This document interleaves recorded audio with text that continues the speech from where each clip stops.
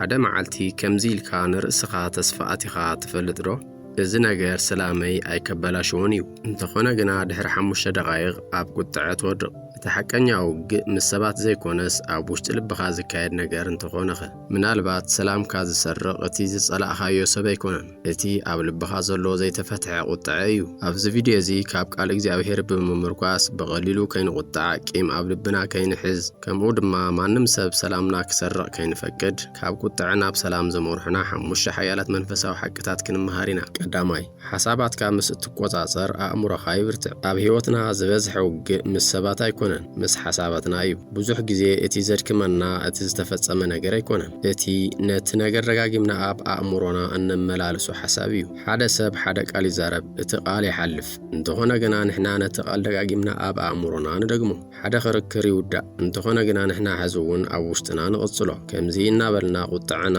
እናዓበየ ሰላምና ድማ እናጠፍአ ይኸይድ መጽሓፍ ቅዱስ ነዚ ብግልጽ ይምህረና ኣብ ሮሜ ምዕራፍ 12 ቁጥር 2 ከምዚ ይብል ኣእምሮኹም ብምሕዳስ ተለወጡ ኣምላኽ ባህርና ክቕይር እንተደልዩ ንቕድም ኣእምሮና ይቕይር ምኽንያቱ ሓሳባትና ንቓላትና ይቐርጹ ቃላትና ንተግባራትና ተግባራትና ድማ ንህይወትና ይቐርጹ ኣእምሮኻ ከም ግራት እዩ እቲ እትዘርኦ እዩ ዝዓቢ ክፉእ ሓሳባት እንተዘሪእኻ ቁጥዕን ምረትን ትዓጽድ ቃል ኣምላኽን ሰላማዊ ሓሳባት እንተዘሪእኻ ግና ሰላምን ረሃዋን ትዓጽድ ኣብ ፊልጵስዩስ 4 ቁጥር 8 ከምዚ ይብል ብዝተረፈ ኣሕዋተይ ሓቂ ዝኾነ ኩሉ ክቡር ዝኾነ ኩሉ ሰናይ ዝኾነ ኩሉ ንጹህ ዝኾነ ኩሉ ተፈታዊ ዝኾነ ኩሉ ቁኑዕ ዝኾነ ኩሉ ብሉጽ ወይ ምስጉን ዝኾነ ነገር እንተሃልዩ ብዛዕባ እዚ ነገራት እዚ ይሕሰቡ ኣምላኽና ኣእምሮና ብምንታይ ከም እንመልኦ ይግደስ እዩ ምኽንያቱ እቲ ኣብ ኣእምሮና ዝመልእ ኣብ ህይወትና ይግለጽ ኣብነት ሓደ ሰብ ኣብ ስራሕ ኣብ ቅድሚ ሰባት ነቐፈካ ክልተ ምርጫታት ኣለውኻ ቀዳማይ ነቲ ነቐፌታ ሙሉእ መዓልቲ ደጋጊምካ ምሕሳብ ካልኣይ ነቲ ጉዳይ ናብ ኣምላኽ ኣቕሪብካ ሰላምካ ምሕላው እቲ ቀዳማይ ምርጫ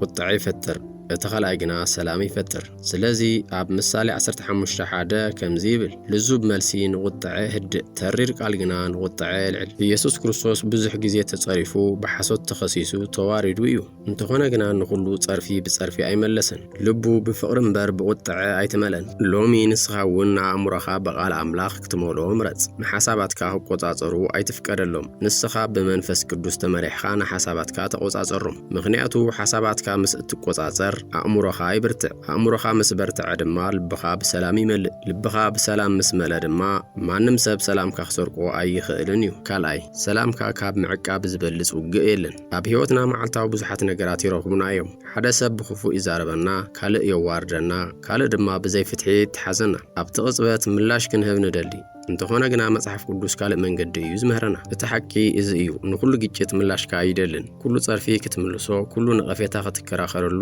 ኩሉ ምብዳል ክትፈትሖ ኣየድልን መክብብ 7 ቁጥር 9 ከምዚ ይብል ቁጥዕ ኣብ ሕቑፊ ዓያሹ እዩ ዝነብር እሞ ብነፍስኻ ንቁጥዕ ሽኩለይ ትኹን ኣስተፍል ቃል ኣምላኽ ፈጺምካ ኣይትቆጣዕ ኣይበለን ቀልጢፍካ ኣይትቆጣዕ እዩ ዝብል እዚ ማለት ቅድሚ ምምላስ ደው በል ቅድሚ ምዝራብ ሕሰብ ቅድሚ ምውሳን ድማ ጸሊ እግዚኣብሔር ወልድ ኣብ ምድሪ ክመላለስ ከሎ ብዙሕ ጸርፍን ነቐፌታን ተቐቢሉ እዩ ፈሪሳውያን ብሓሶት ከሰስዎ ሰባት ኣላገጹሉ ኢሉ እውን ክቐትልዎ ደለዩ እንተኾነ ግና ንኹሉ ኣይመለሰን ኣብ ኢሳይያስ 53 ቁጥር 7 ከምዚ ይብል ተጨኒቑን ተሳቒኑ እኳ ኣፉ ኣይከፈተን እዚ ድኻም ኣይነበረን መንፈሳዊ ብርትዕ እዩ ነይሩ እግዚኣብሔር ሰላሙ ካብ ምዕቃብ ዝበልጽ ግጭት ከም ዘየለ ይፈልጥ ነበረ ብዙሕ ግዜ እቲ ዓወት ኣብ ምምላስ ኣይኮነን ኣብ ምሕላፍ እዩ ኣብ ምሳሌ 19 ቁጥር 11 ከምዚ ይብል ለባም ሰብ ንቁጥዑ የደንጉዮ ንበደል ምሕላፉ ከዓ ክብሩ እዩ ምሕላፍ ማለት ፍርሒ ኣይኮነን ምሕላፍ ማለት ሰላመይ ካብዚ ግጭት እዚ ይኸብር ማለት እዩ ስለዚ ሎሚ ንርእስኻ ሓደ ሕቶ ሕተት እዚ ግጭት ብሓቂ ምላሸይ ይደልዶ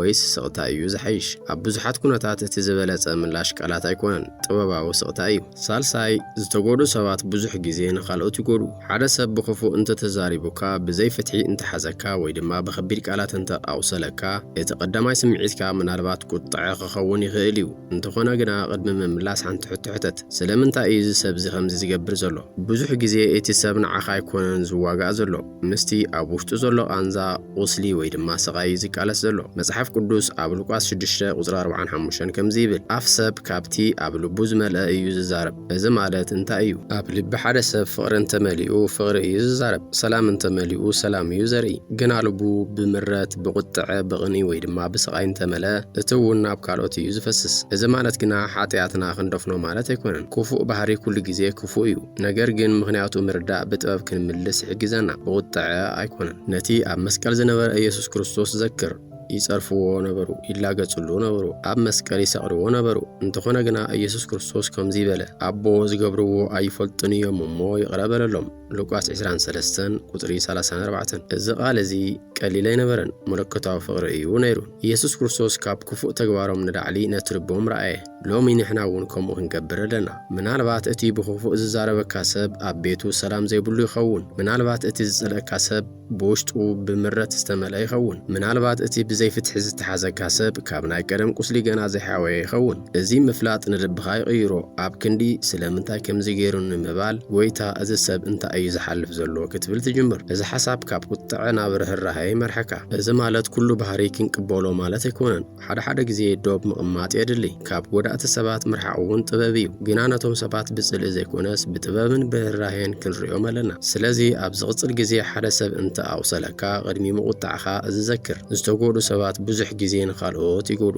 እቲ ሰብ ዘድልዮ ምናልባት ናትካ ቁጥዕ ዘይኮነስ ጸሎትካ እዩ ራብዓይ ሓቀኛ ሰላም ምስ ኣምላኽ ቀረባ ርክብ ምስ ዝህልወካ እዩ ዝመጽእ ኣብዚ ዓለም ብዙሓት ሰባት ሰላም ይደልዩ ገሊኦም ኣብ ገንዘብ ይደልይዎ ገሊኦም ኣብ ዕውትነት ገሊኦም ኣብ ጽቡቕ ርክባት ካልኦት ድማ ኣብ ምቹው ናብራ እንተኾነ ግና እዞም ኩሎም ነገራት ሓቀኛ ሰላም ክህቡ ኣይኽእሉን ምክንያቱ ሓቀኛ ሰላም ካብ ወጻእ ዘይኮነስ ካብ ውሽጥን ካብ ኣምላኽን እዩ ዝመጽእ ብዙሕ ግዜ ንእሽቶ ጸገም እውን ዓብይ ይመስለና ሓደ ቃል ይቆጥዕና ሓደ ነቐፌታ ሰላምና ይሰርቕ ሓደ ምብዳል ድማ ሓጎስና ያጥፍእ መንፈሳዊ ብርትዕ ምስ ዘይህልወና ስምዒታትና ብቐሊሉ ይናወጹ ኣብ ገላትያ 5 ካብ 22-23 ከምዚ ይብል ፍረ መንፈስ ግና ፍቕሪ ሓጎስ ሰላም ትዕግስቲ ለውሃት ሰናይነት እምነትን ርእስኻ ምግታእን እዩ ኣስተብል ሰላምን ርእስኻ ምግታእን ፍረ መንፈስ እዮም ፍረ ድማ ብሓደ መዓልቲ ኣይበቁልን ኣብ ህይወት ኣብ ዝሓየለ ርክብ ምስ ኣምላኽ ቀስ በቐስ ይዓቢ እቲ ምስ ኣምላኽ ዝቐረበ ሰብ ብኩሉ ነገር ኣይናወጽን ምክንያቱ ሰላሙ ኣብ ኩነታት ዘይኮነስ ኣብ ኣምላኽ ዝተመስረተ እዩ ኣብ ኢሳይያስ 26:3 ድማ ከምዚ ይብል ኣባኻ ስለ ዝተኣመነ ሓሳቡ ኣባኻ ስለ ዝጸንዐ ብፍጹም ሰላም ክትሕልዎ ኢኻ እዚ ተስፋ ክቡር እዩ ኣምላኽ ጸገማት ከም ዘይመጹ ኣየተስፋውናን ግና ኣብ ማዕበል ጸገም ፍጹም ሰላም ከም ዝህበና ተስፋ ሂቡና ኣሎ ዓለም ርእስኻ ተኸላኸል ተበቀል ንኹሉ መሰሃብ እያ ትብል እግዚአብሔር ግና ፍቕሪ ትዕግስቲ ይቕሬታን ሰላምን ይምህረና ስለዚ ሓቀኛ ሰላም እንተደሊኻ ብዙሕ ግዜኻ ኣብ ጸሎት ኣሕልፍ ቃል እግዚአብሔር አንብብ ምስ እግዚአብሔር መዓልታዊ ግዜ ኣሕልፍ እቲ ምስኡ ዘሎ ርክብ እናዓበየ ሰላም ካውን እናዓበየ ይኸይድ ንኻልኦት ሰባት ባህርዮም ክትቅይሮ ኣይትኽእልን ግና ኣምላኽ ንልብኻ ክልውጦ ይኽእል እዩ ልብኻ ምስ ተለወጠ ድማ ሰላምካ ብወጻኢ ኩነታት ዘይኮነስ ብህላዊ ኣምላኽ ክምራሕ እዩ ሓምሻይ ይቕሬታ ካብ ንሳቶም ንላዕሊ ንዓኻ እዩ ዘናግፈካ ኣብ ህይወትና ካብ ዝኸበዱ ነገራት ሓደ ነቲ ዝጎድአና ሰብ ይቕረ ዘይምባል እዩ ምናልባት በቓላት ኣውሲልካ ይኸውን ተኣማንነትካ ኣፍሪስዎ ይኸውን ወይ ድማ ኣብ ህይወትካ ዓብዪ ቁስሊ ገዲፉ ይኸውን ኣብዚ ከምዚ ዝበለ ኩነታት ልብና ይቕረ ንምባል ይጽገም እንተኾነ ግና ቃል ኣምላኽ ፍሉይ መንገዲ ይምህረና ይቕሬታ ማለት ነቲ ዝበደለካ ሰብ ካብ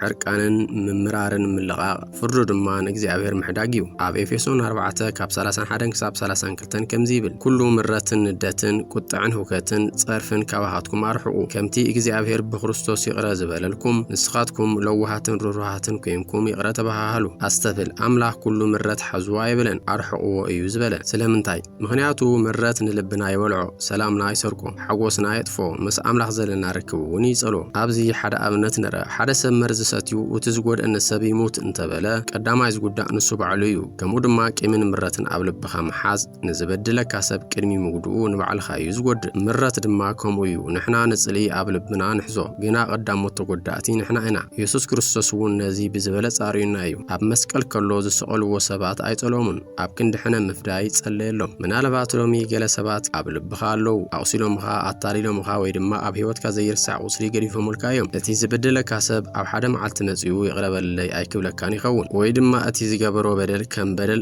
ኣይክቕበሎን ይኸውን እንተኾነ ግና ሰላምካ ኣብ ይቕሬቶኦም ኣይምርኮስን ኣብ ውሳንኻ እዩ ዝምርኮስ ይቕረ ምስ በልካ ነቲ ሰብ ኣይኮንካ ንትናገፎ ንርእስኻ ኢኻ ትናገፍ ካብ ምረት ትድሕን ካብ ቁጥዕ ትናገፍ ካብ ናይ ትማልእ ቁስሊ ተሓዊ እዚ ማለት እቲ ሰብ ዳግም ክትኣምኖለካ ማለት ኣይኮነን ይቕሬታን እምነትን ዝተፈላለዩ ነገራት እዮም ይቕረ ክትብል ትኽእል ኢኻ ጥበብ እውን ክትጥቀምን ጥዑይ ዶብ ክተቐምጥን እውን ትኽእል ኢኻ ስለዚ ሎሚ እዚ ሕቶ እዚ ንርእስኻ ሕተታ ኣብ ልበይ ገና ዝሓስክዎ ዝሃብዎ ቂም ኣሎ ዶ እንተሎ ነቲ ቂም ንኣምላኽ ኣሓሊፍካ ሃቦ እቲ ሰብ ስለ ዝግብኦ ዘይኮነስ ንስኻ ብሰላም ክትነብር ስለ ዝግበአካ ይቕረታ ካብ ንሳቶም ንላዕሊ ንኣኻ እዩ ዘናግፈካ ንዝመጽእ መንፈሳዊ መልእኽትታት ንምርካብ ድማ ንዮዳሄ ቲዩብ ሰብስክራይብ ግበሩ እግዚአብሔር ይቕረ ዝብል ልቢ ሃበና ብሰላሙ ድማ ይምልአና አሜን